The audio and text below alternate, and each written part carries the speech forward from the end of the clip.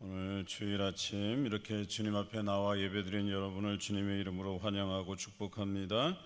우리 그런 마음을 담아서 토부 우아이야 인사하신 후에 말씀을 실천합시다. 함께 인사하겠습니다.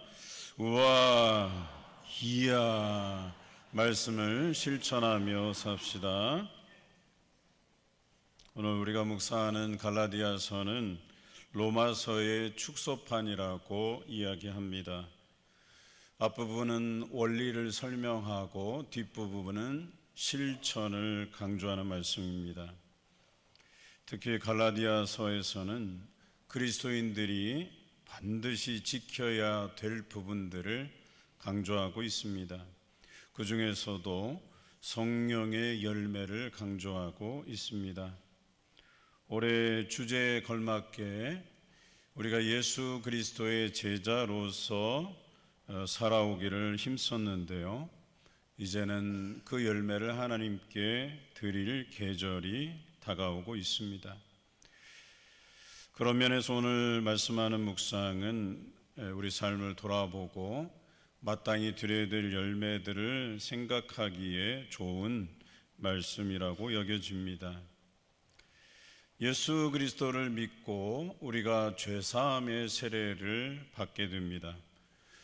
그리고 그 죄사함의 세례를 받게 되면 성령을 선물로 받는다고 성경은 이야기합니다. 사도행전 2장 38절에 베드로가 이와 같이 이야기했습니다. 베드로가 이르되 너희가 회개하여 각각 예수 그리스도의 이름으로 세례를 받고 죄사함을 받으라. 그리하면 성령의 선물을 받으리니 라고 했습니다. 그리스도인들은 세례를 받고 난 이후에 이렇게 주신 선물인 성령의 충만함을 가지고 살아가게 됩니다. 그러나 여전히 우리 안에 있는 죄와 사망의 법이 우리를 괴롭게 합니다. 사도 바울조차도 그가 성령의 충만함을 받아서 그 생명의 성령의 법으로 살기를 바라지만 그 안에 아담의 죄로부터 들어온 죄와 사망의 법이 싸운다라고 고백하고 있습니다. 우리도 사도 바울과 같은 싸움을 지금까지 하고 있습니다. 부디 이 싸움에서 생명의 성령의 법이 죄와 사망의 법을 이기며 살아내는 여러분의 삶이 되시기를 주님의 이름으로 기원합니다. 이런 삶을 쉬운 말로 표현하면 성령의 지배를 받으며 사는 삶이다, 이렇게 이야기할 수 있습니다. 성령의 지배를 받으면 그에 합당한 열매가 있다는 것입니다. 오늘 본문에서는 성령의 9가지 열매가 바로 그것이다 이야기하고 있습니다. 우리가 많이 듣기는 했습니다. 그러나 그 9가지 성령의 열매들을 하나씩 언급하면서 깊게 생각해 본 경험이 잘 없다고들 이야기하시는 분들이 계십니다. 그러니 우리가 그리스도인으로서 살아가는데 예배도 드리고 말씀도 듣고 기도도 하는데, 그런데 정작 그런 삶을 통해서 맺어지는 9가지 열매에 대한 깊은 숙고와 묵상이 없었다라고 할 만합니다. 그래서 우리가 진정 하나님의 거룩한 백성으로 예수 그리스도의 제자로 성령의 충만함을 받은 자로 살아가고 있는지 아니면 그렇지 못하는지를 가늠해 볼 수 있는 시간들이 잘 없었다 하는 것이죠. 이제 이 추수의 계절에 하나님께 드릴 삶의 열매가 있는지 없는지를 오늘 본문 말씀을 묵상함으로 가늠해 보시는 여러분 되시기를 주님의 이름으로 기원합니다. 삶은 열매를 통해 안다고 했습니다. 이 사람이 하나님 속에 있는지, 하나님의 말씀대로 잘 행하는지 그렇지 않은지는 그의 삶을 통해 알 수 있다는 것이 성경의 견해입니다. 사도 요한은 요한삼서 1장 11절에 이렇게 이야기하고 있습니다. 사랑하는 자여, 악한 것을 본받지 말고 선한 것을 본받으라. 선을 행하는 자는 하나님께 속하고 악을 행하는 자는 하나님을 배웁지 못하였느니라. 이렇게 말했습니다. 행함을 통해서 우리가 하나님께 속해 있는지, 아니면 아예 하나님을 알지도 못하고 뵙지도 못했는지를 우리가 알 수 있다고 했습니다. 오늘 이것을 토대로 과연 나는 어떤 삶을 살고 있는지를 한번 돌아보면서 이 본문에서 말하는 성령의 9가지 열매에 대해서 깊이 묵상해 보기로 하겠습니다. 첫째는 사랑입니다. 하나님께서 지으신 세상을 하나님께서 보시고 보시기에 좋았다, 이렇게 표현하고 있죠. 그것은 하나님께서 매우 아름답다 여기셨다는 말씀입니다. 하나님께서 그 세상을 사랑스럽게 여기셨다라는 말씀과도 같은 말씀입니다.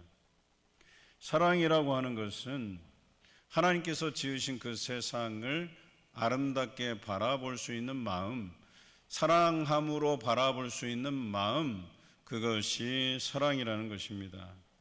또한 그 하나님께서 만드신 세상을 어떻게 하든지 아름답고 사랑스럽게 가꾸기를 힘쓰는 마음이 바로 사랑이라는 것입니다.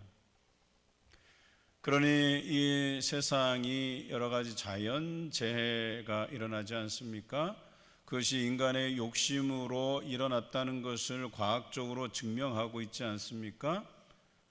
그럴 때 우리 하나님을 사랑하는 사람들은 그 세상을 회복시키기 위해서, 자연을 가꾸기 위해서 그렇게 노력하는 마음, 그것이 곧 사랑이다, 이렇게 이야기하는 것이죠. 또한 사람들이 서로 사랑하면서 미워하고 증오하는 감정으로 살아간다고 할 때에 그것을 어떻게 하든지 관계의 회복을 위해서 서로 사랑하고 섬기는 삶을 살고자 하는 마음, 그것이 바로 사랑이라는 마음이라는 것이죠. 사랑은 성령의 열매인 동시에 또한 우리에게 주어진 하나님의 은사이기도 하다고 기록하고 있습니다.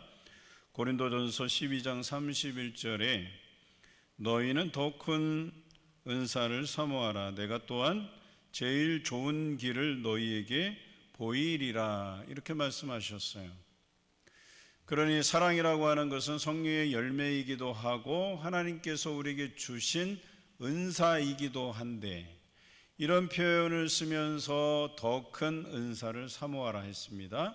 그리고 더 큰 은사가 무엇임을 너희에게 보여주시겠다고 하고 이어서 나온 고린도전서 13장의 말씀이 바로 사랑에 대한 말씀이에요.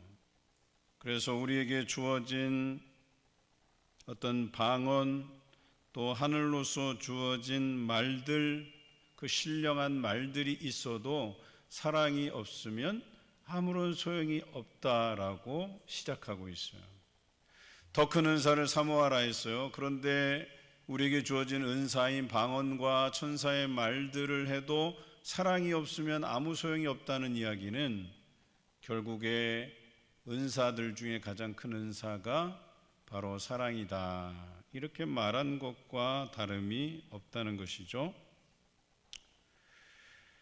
그래서 우리는 성령의 충만함을 받으면 사랑이라고 하는 성령의 열매를 맺을 뿐만 아니라 하나님께서 우리에게 주신 은사, 이 사랑을 활용해서 하나님의 뜻을 이루어드리는 성도가 되어야 하겠다는 이 말씀이 결론에 나오는 것이겠죠. 우리 지난주 종말에 가장 두드러진 현상이 뭐라고 말했습니까? 사랑이 식는다라고 말씀드렸어요. 그와 동시에 예수 그리스도를 본받아 사랑하는 삶이 율법의 완성이라고 말씀드렸습니다. 그 율법의 완성이라고 하는 그 한 가지 계명이 뭐예요? 하나님을 사랑하고 이웃을 살아가라는 이 한 말씀에 모든 것이 완성된다고 말씀하셨어요. 그러니 하나님의 백성으로서, 예수님의 제자로서, 성령의 충만함을 받은 자로서 먼저 맺어야 될 열매가 사랑이 아니고 무엇이겠어요? 하나님께서 사랑하신 사람들, 하나님께서 사랑하고 좋았다고 하신 세상, 즉 우리 가정, 우리 교회, 우리 사회 공동체를 아름답게 또 사랑스럽게 가꾸는 것이 사랑 아니고 무엇이겠습니까? 오늘 이러한 사랑의 실천을 해가시는 우리 모든 성도들이 되어 가시길 주님의 이름으로 기원합니다. 둘째는 희락입니다. 희락이라고 하는 것은 기쁨의 삶을 말합니다. 좀 더 자세히 설명하면 바른 기쁨의 삶이라고 할 수 있겠습니다. 그러면 기쁨 중에서 바르지 않은 기쁨도 있느냐라는 질문을 할 수 있겠는데요. 바로 세상의 쾌락으로 주어진 기쁨이 바르지 않은 기쁨이다, 이렇게 말할 수 있겠죠. 오직 하나님께서 주어진, 하나님께로부터 주어진 그 기쁨이야말로 우리에게 주어진 바른 기쁨이라고 하는 것이겠죠. 이것은 우리의 환경에 지배받지 않는 그런 기쁨의 삶을 의미합니다. 그러나 세상이 주는 기쁨은 조건이 따라붙어요. 쾌락이라고 하는 조건입니다. 더 많은 지위를 쌓고 더 많은 물질을 쌓아야만 하는 그 조건이 결부된 기쁨이 바로 쾌락이라고 하는 것입니다. 그러나 그 조건이 사라지면 기쁨도 사라지는 것이 단점이죠. 이것은 바른 기쁨이 아니라는 것입니다. 그런데 하나님께로부터 주어진 기쁨은 세상에서 말하는 조건을 뛰어넘는 환경에 지배받지 않은 바로 이 기쁨을 의미한다고 할 수 있겠습니다. 저는 어린 시절에 가난하게 자랐습니다. 그런 가난한 환경에서 자랐지만 적어도 제 생각에는 그 환경에 지배받고 살지는 않았습니다. 왜냐하면 부모님으로부터 물려받은 하나님의 말씀 때문이라고 여겨집니다. 그래서 지금도 그 가난했던 어린 시절로 돌아갈 수 있느냐 물으면 저는 돌아갈 수 있다고 대답할 것입니다. 왜냐하면 여전히 저는 그 가난한 환경에 지배받지 않고 하나님의 말씀에 지배받는 그 삶을 살 것이라고 다짐하기 때문에 그렇습니다. 여러분도 마찬가지입니다. 오늘 우리에게 주어진 그 환경에 지배받지 않고 오직 하나님께로부터 주어진 그 기쁨의 삶을 가지고 살아갈 수 있다면 여러분은 성령의 두 번째 열매인 희락의 열매를 맺고 살아가는 분들이십니다. 여러분 그렇습니다. 요즘 어렵다는 이야기를 참 많이 듣고 사시는데 여러분 세상에서 말하는 어렵다는 말에 휘둘려서 감정에 요동치며 살아가는 여러분의 모습이 아니길 바랍니다. 그저 오늘 우리에게 주신 하나님의 그 은혜로 인해서 감사와 기쁨을 누려가시는, 그래서 희락의 열매를 맺으며 살아가시는 여러분의 삶이 되시기를 주님의 이름으로 기원합니다. 세 번째는 화평입니다. 여러분 화평의 가장 적대적인 단어가 불화입니다. 이것은 우리의 삶을 불행하게 만듭니다. 그런데 이 불화와 반대되는 단어가 바로 화평 또는 화목이라고 할 수 있습니다. 잠언서 17장 1절에 이런 말씀이 있습니다. 마른 떡 한 조각에 화목함이 있는 것이 살진 소가 있고 다투는 것보다 나으니라. 옛날 우리 어르신들이 가난했던 시절에 그 굴비를 매달아 놓고 어때요? 밥 한 술 뜨고 굴비를 쳐다본다는 말도 있었잖아요. 그래요. 어떤 집안은 그렇게 별 볼 일 없는 반찬이지만 그래도 가족이 화목하게 둘러앉아서 그렇게 오손도손 이야기하면서 식사하는 가정이 있는가 하면, 육선이 가득한, 육고기가 가득하고 생선이 가득하지만 서로 다투고 그렇게 관계가 좋지 않은 불화의 가정도 우리가 경험하게 되는 줄로 압니다. 그런데 이 두 가정의 차이는 어때요? 환경에 지배받느냐 지배받지 않느냐의 차이와 더불어서 화목하냐 불화한 가정이냐의 차이가 존재합니다. 인생은 우리가 다투면서 살아가느냐 아니면 사이좋게 살아가느냐에 따라서 우리가 느끼는 고통과 슬픔과 두려움이 그 크기가 다르다는 사실을 인정해야 돼요.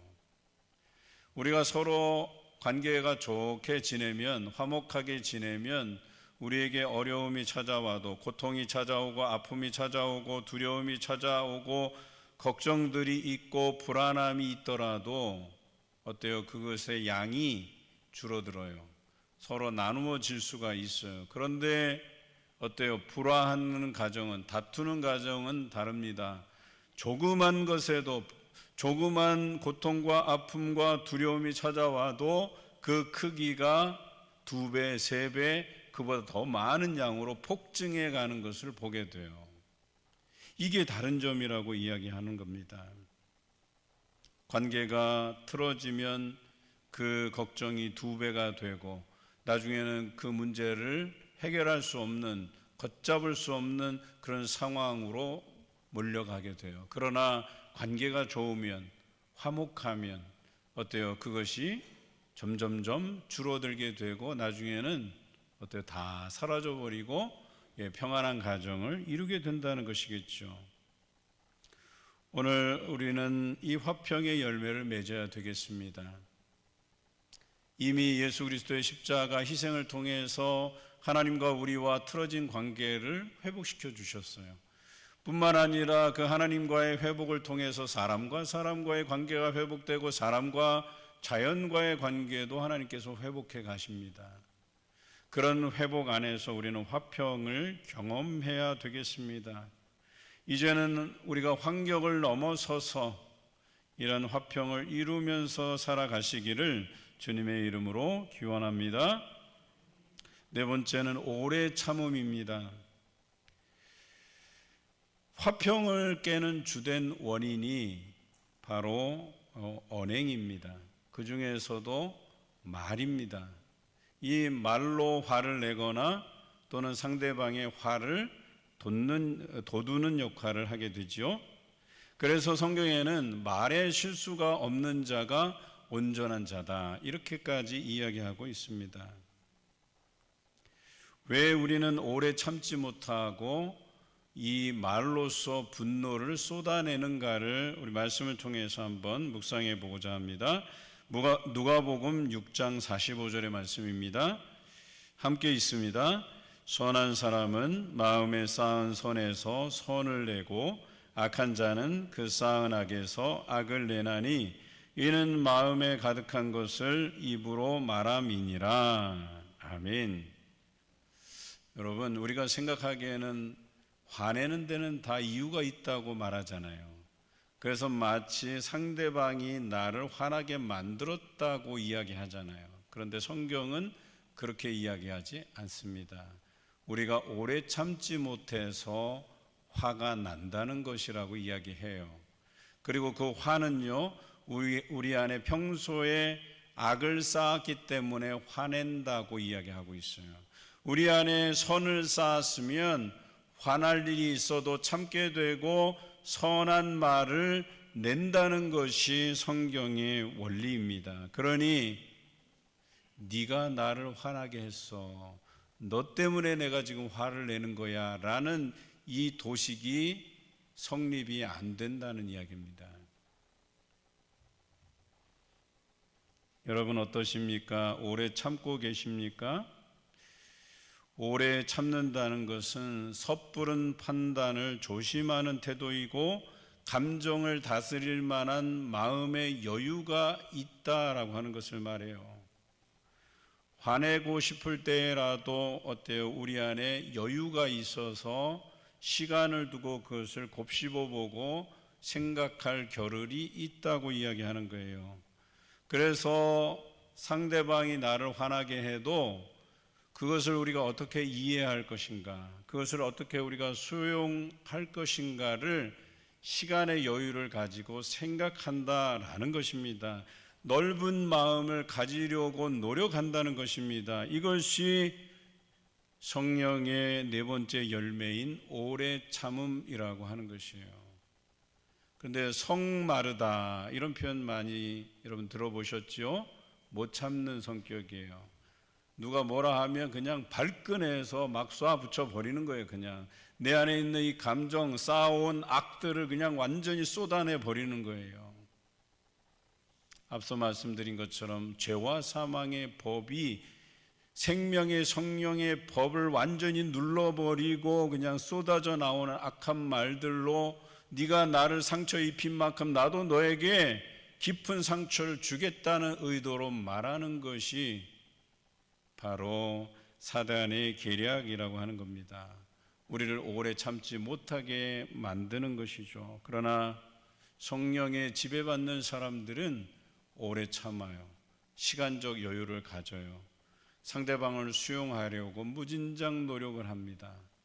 오늘 이와 같은 삶으로 공동체를 평안케 하고 말에 실수가 없이 온전한 자로서 또 오래 참음으로써 상대방과 함께 화평함을 이루어 가시는 여러분 되시기를 주님의 이름으로 부탁드립니다.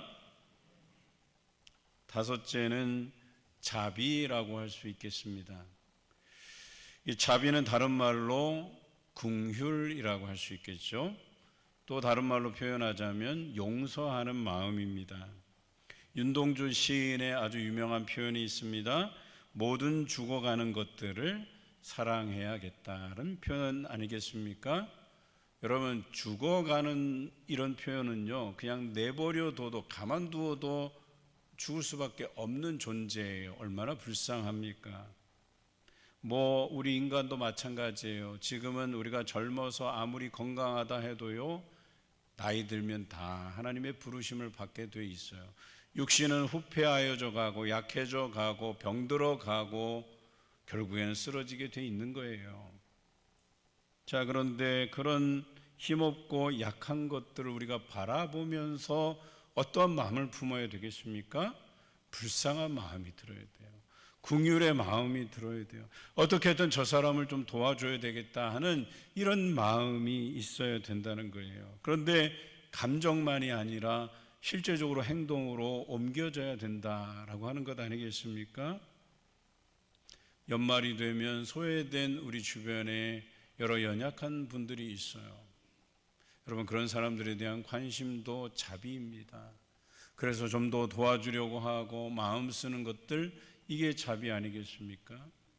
또 상대방이 나에게 실수했다 하더라도 저 사람이 아직은 믿음이 온전하지 않아서 성장하지 못해서 저런가 보다 하고 우리가 용서할 수 있는 마음, 이것이 자비 아니겠습니까?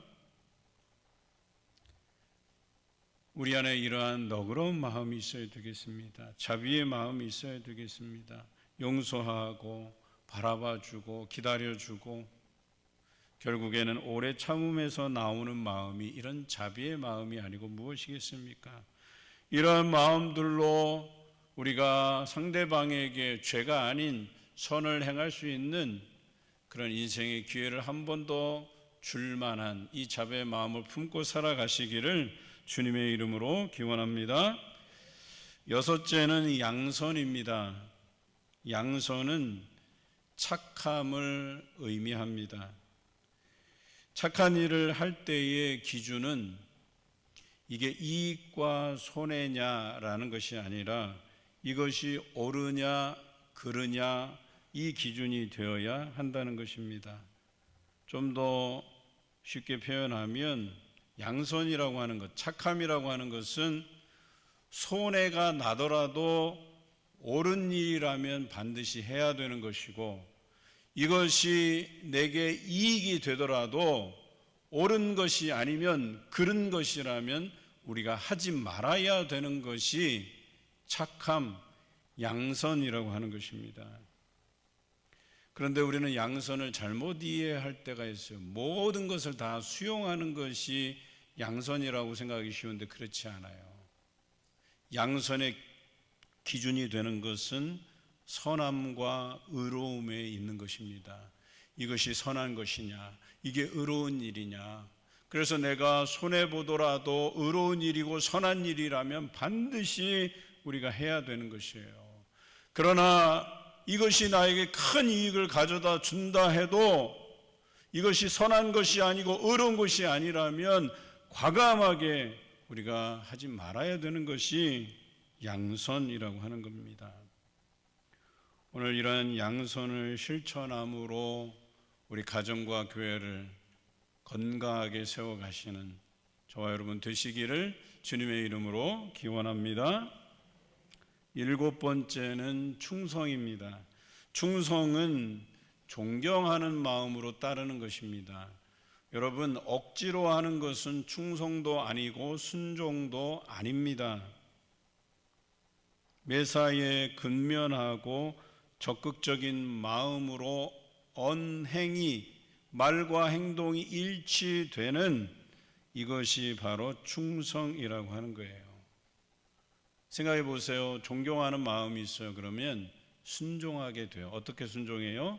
적극적으로, 아주 부지런하게, 그리고 말과 행동이 일치되게 따르게 되어 있습니다. 이것이 성령의 7번째 열매인 충성이라고 하는 것입니다.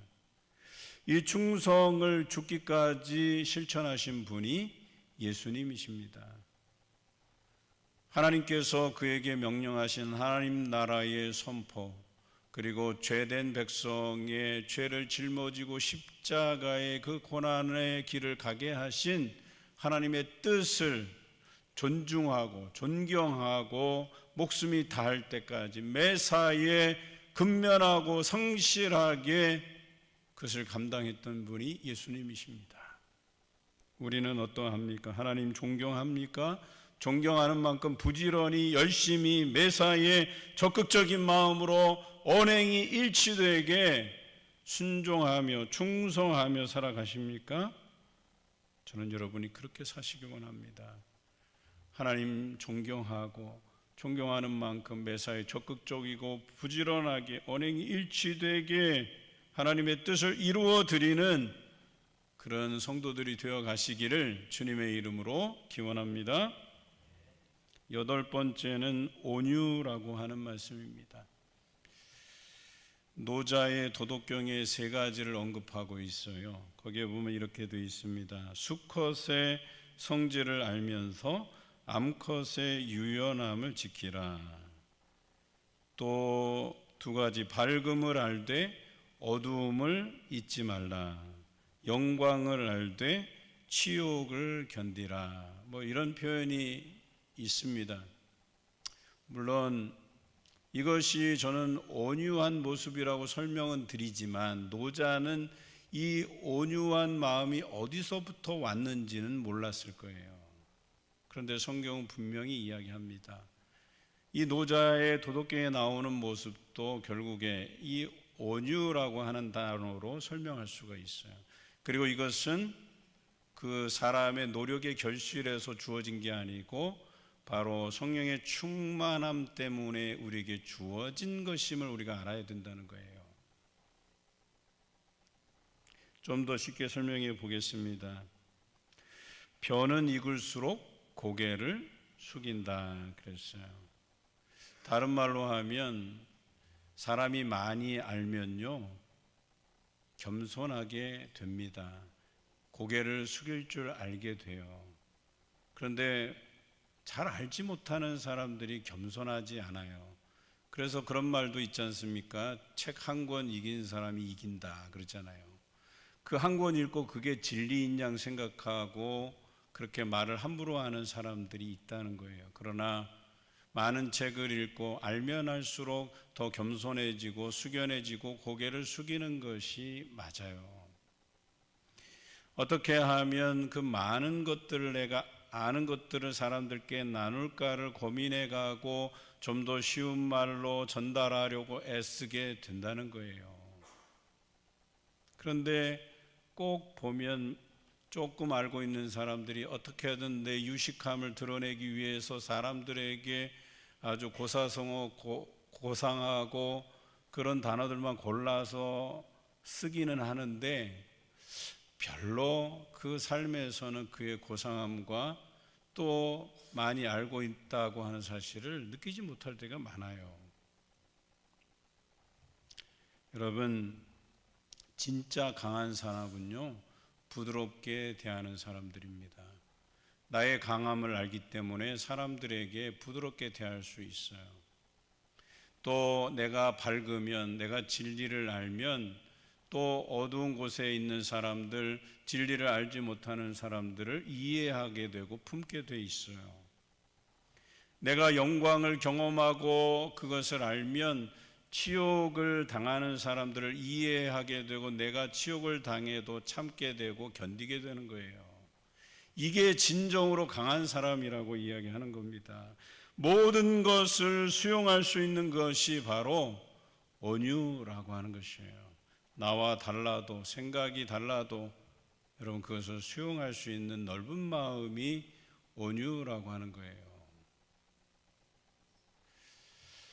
정치적인 이야기를 하면 꼭 감정이 상하더라고요. 나랑 맞지 않는다고 해서 그거 가지고 막 길길이 뛰고 막 싸워요. 그거 왜 그렇게 해야 되는지. 여러분 가급적이면 교회 와서는요, 정치 얘기하지 마세요. 꼭 정치 얘기하다 싸워요. 보면 별거 아닌데. 사실은 우리가 온유한 마음을 가지고 있더라면 좀 정치적인 색깔이 다르고 견해가 다르고 해도요, 받아들이게 돼 있어요. 수용하게 돼 있어요. 아, 그렇게 생각하시냐고? 아, 그것도 맞는 말이라고 우리가 수용할 수 있어요. 그런데 나는 맞고 너는 틀리고 이런 논리로 정치 집단이 변질되어 있어요. 서로의 강점과 장점을 존중해주고 우리가 그것들을 서로 간에 배워가야 되는데 서로 간에 인정하지 않습니다. 그 안에 온유라는 걸 찾아볼 수가 없어요.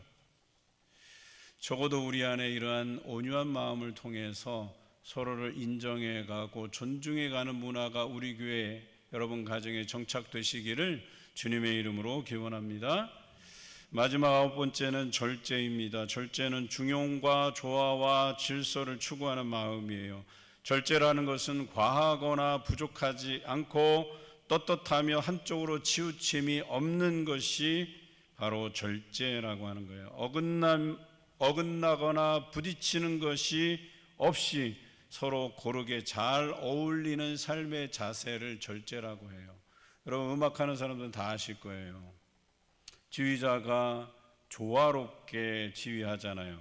여기에서는 좀 크게 소리를 발성을 해야 되고 여기는 좀 작게 해야 되고 이렇게 사인을 주잖아요. 그런데 어때요? 조화롭지 못한 사람은 작게 해야 될 부분에 확 크게 해버려 갖고 자기를 드러내려고 크게 했다가 노래를 망치는 경우가 있죠. 특히 우리 찬양대와 같이 합창의 경우에는요, 아주 성악을 전공한 사람들이 많다고 해서 좋은 건 아니에요.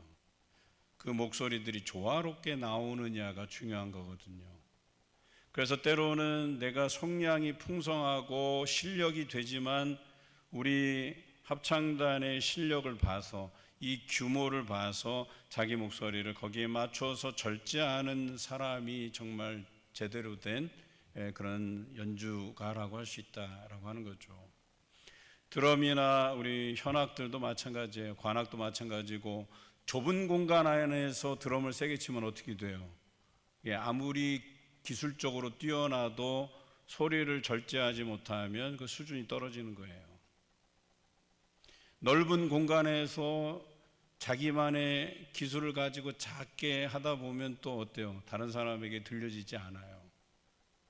그러니까 과하지도 않고 부족하지도 않는 이런 절제미가 우리에게 있어야 되는 거예요. 관계에서도 그렇고 표현에서도 그렇고 상대방이 기분 나쁘지 않게 잘 알아먹을 수 있게 그렇게 하는 것이 절제의 미덕이라고 하는 것 아니겠습니까? 우리 교회도 이런 절제미가 넘쳐나기를 원합니다. 말에 있어서도 그렇고 여러 찬양하며 기도하며 말씀 보고 사람과 관계하며 모든 부분에 있어서 우리가 과하지도 않고 부족하지도 않는, 한쪽으로 치우침도 없는, 그리고 떳떳한 그런 삶을 살아내시는 여러분 되시기를 주님의 이름으로 기원합니다. 삶은 열매로 하는 것입니다. 우리가 하나님의 거룩한 백성으로 예수 그리스도의 제자로 성령의 충만함으로 잘 살아가느냐, 이것은 성령의 9가지 열매로 아는 것입니다. 오늘 여러분 모두가 이 성령의 9가지 열매를 맺어서 건강한 가정, 건강한 교회, 건강한 이 시민사회를 이루어 가시기를 주님의 이름으로 기원합니다.